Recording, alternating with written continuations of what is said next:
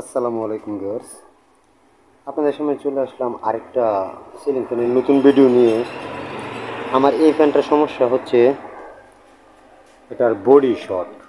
আমি যদি আপনাদেরকে ক্লিয়ার করে দেখাই, আমি যদি এটার বডির সাথে কালেকশন করি, আমি আপনাদেরকে সিরিজটার সামনে এনে দেখানোর চেষ্টা করতেছি। এই যে আমাদের সিরিজ মিটারটা, এখন যদি একটু দেখায় আপনাদেরকে,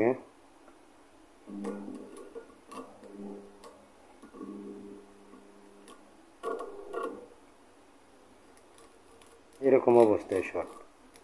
তো এটা আমরা সর্বপ্রথম আইডেন্টিফাই করতে হবে আমাদের এটা কোন সাইডে শর্ট। ঠিক আছে, আমরা মেকাররা কোন সময় কাজের মধ্যে একটু বাধাপ্রাপ্ত হই। সিলিং ফ্যানের কাজ এটা একবারে সহজ, কিন্তু যখন সিলিং ফ্যানের বডি হয়ে যায় তখন আমরা অনেক টেকনিশিয়ান ভাইদের হাতে আর কিছু করার থাকে না কয়েল চেঞ্জ না করা পর্যন্ত। তো আমরা সর্বপ্রথম খুলে দেখব এটাকে আমরা কিভাবে কয়েল না চেঞ্জ করে বডিটাকে দূর করা যায়। এটি আজকে আমি আপনাদেরকে সরাসরি দেখিয়ে দিব আসলে কোন জায়গায় থেকে শর্ট হয়। ঠিক আছে, এটা হচ্ছে ভিতরের কয়েলের অবস্থান বুঝে আমরা পদক্ষেপ নেব, এটা কি আদৌ কাজ করা সম্ভব কি না। ঠিক আছে বন্ধুরা, তো আগে আমরা ফ্যানটাকে খুলতে হবে, তো আমি ফ্যানটাকে আগে খুলে নিতেছি।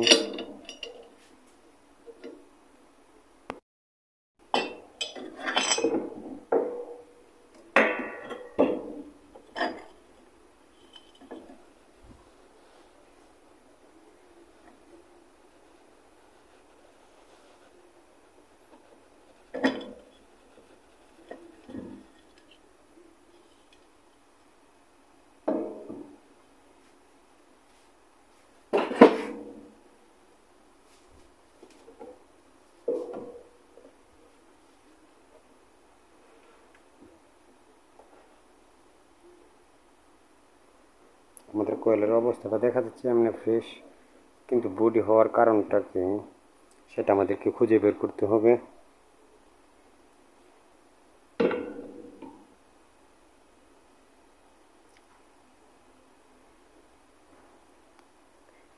বডি হওয়ার অনেক কারণ থাকতে পারে।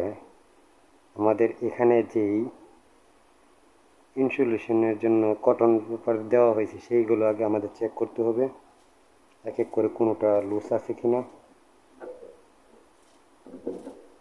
সর্বপ্রথম আমরা আইডেন্টিফাই করবো এটা স্টার্নিং সাইডে শর্ট না রানিং সাইডে শর্ট। ঠিক আছে, এই জন্য আমাদের এই কমন যে তারটা আছে এটাকে খুলে নিতে হবে। কমন যে তারটা আছে লালটা হচ্ছে আমাদের কমন, এটা খুলে নিলেই কিন্তু আমরা একটা স্টেপ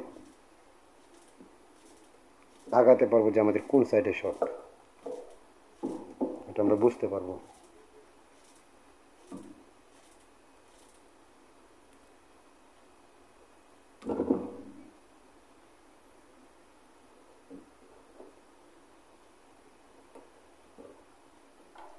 আমরা এই তারটাকে সুন্দর করে খুলে নিতেছি।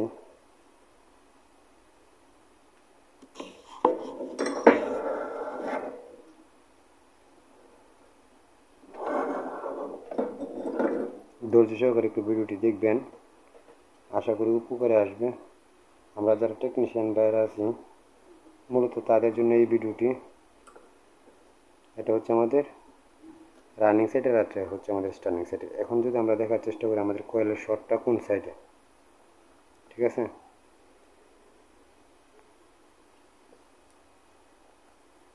আমরা সিরিজ মিটারে এসি সকেটটা কালেকশন করে নেব। সর্বপ্রথম আমরা ভিতরের যে স্টার্নিং সাইডটা আছে সেটা দেখার চেষ্টা করবো সেখানে শর্ট আছে কিনা।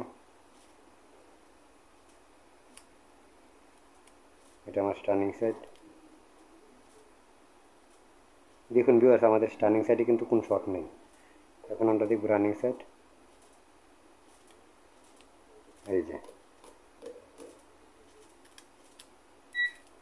আমাদের রানিং সাইডে শর্ট। ঠিক আছে ভিউয়ার্স,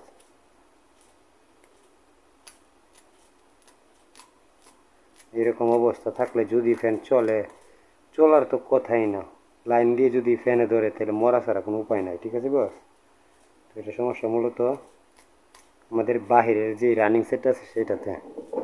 তো আমরা জানার চেষ্টা করবো এটা কি এদিকের থেকে শর্ট না এদিক শর্ট। ঠিক আছে, এটা কিভাবে জানা বুঝবো?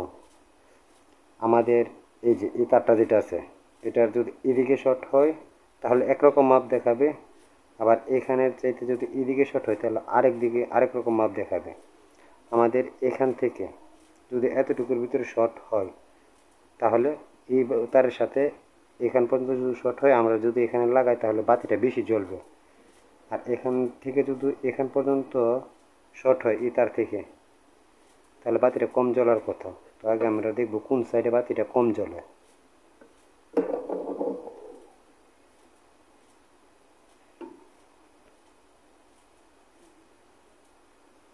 দেখুন ভিউয়ার্স, আমার বাতির দিকে একটু ফলো করবেন। আমার বাতিটা কিন্তু ফুল দমে জ্বলতেছে। আর এখন যদি আমরা এটার সাথে লাগাই, এখন বাতিটা কম চলতেছে। ঠিক আছে, এখন যদি বাতিটা কম জ্বলা থাকে তাহলে আমাদের এখান থেকে বডি মানে এই মাথা থেকে এটার শেষের দিকে মানে এই তারটা যেটা আছে না, এই তারটার কাছাকাছি শর্ট, এই জন্য বাতিটা ফুল জ্বলতেছে। মানে এই তারের কাছাকাছি কোন একটা লাইনের সাথে আমাদের বডিটা শর্ট হয়ে আছে, এই জন্য বেশি জ্বলতেছে। আর এটার সাথে যদি জ্বলতো বেশি তাহলে বুঝে নিতাম যে এটার সাইডে শর্ট আছে, না আমাদের এই সাইডে শর্ট আছে। ঠিক আছে, তো আমরা এই তারটাকে আমার হচ্ছে এইটা, তো আমরা এদিকে আগে একটু খেয়াল করার চেষ্টা করব। আমাদের সমস্যাটা এদিকেই হবে। এটা একটা সহজ উপায় আছে, একটা সহজ হিসেব আছে। এটা আমরা যখন এই দুই তারে লাগাবো আমরা দেখব কোনো একটা কয়েলের গুঁড়া স্পার্ক করে কিনা। ঠিক আছে বস? আমরা দুইটা তার লাগানোর সাথে সাথে দেখবো, আমাদের একটু খেয়াল রাখবো আমাদের কোনো একটু কয়েলের গুঁড়া স্পার্ক করতেছে কিনা।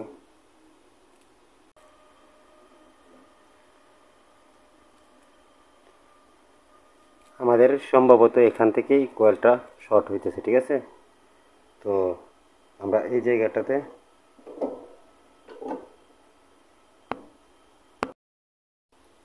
আমাদের বোর্ডের যেহেতু এখান থেকে শর্ট করতেছে,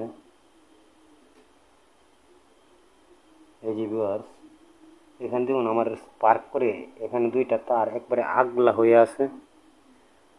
যদি আপনাদেরকে একটু ক্লিয়ার করে দেখাই,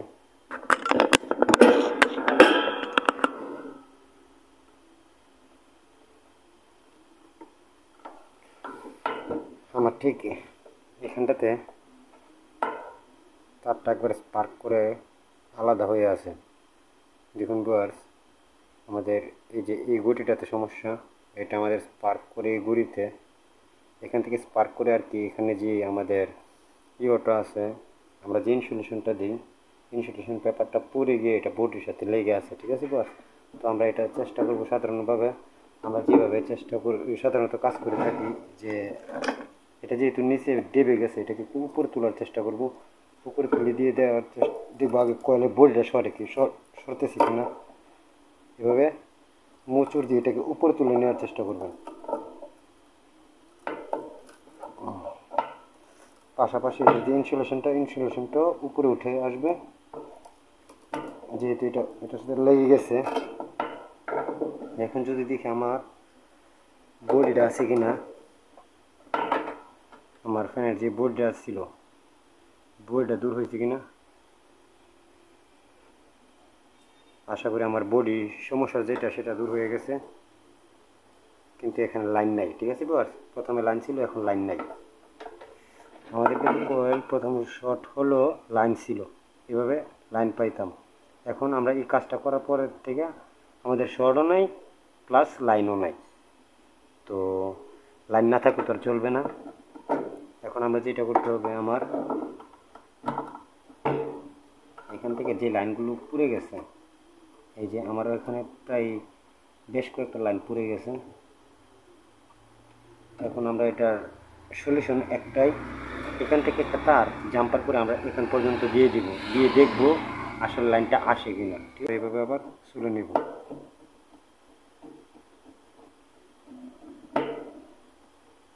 আমি কাজটা যেভাবে করতেছি একটু মনোযোগ সহকারে দেখবেন, আশা করি কাজে সফলতা পাবেন।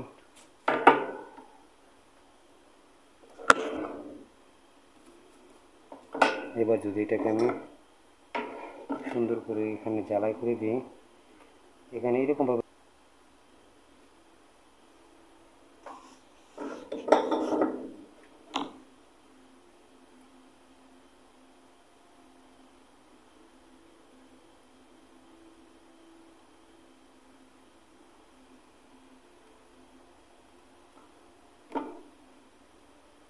এখন আমরা দেখব আমাদের লাইনটা চলে আসছে কিনা।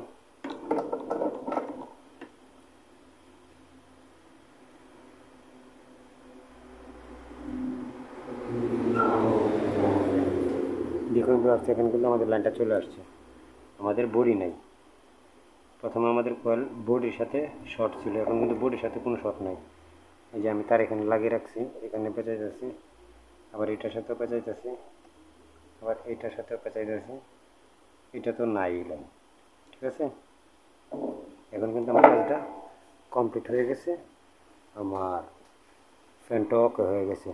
তো আমি পরের পর্বে ফ্যানটাকে ঘুরিয়ে দেখাবো। আজকের মতো এই পর্যন্ত, সামনে আবার নতুন কোনো ভিডিও নিয়ে দেখা হচ্ছে। সেই পর্যন্ত সবাই ভালো থাকুন, সুস্থ থাকুন, আর আমার চ্যানেলের পাশে থাকুন। ধন্যবাদ সবাইকে, আসসালামু আলাইকুম।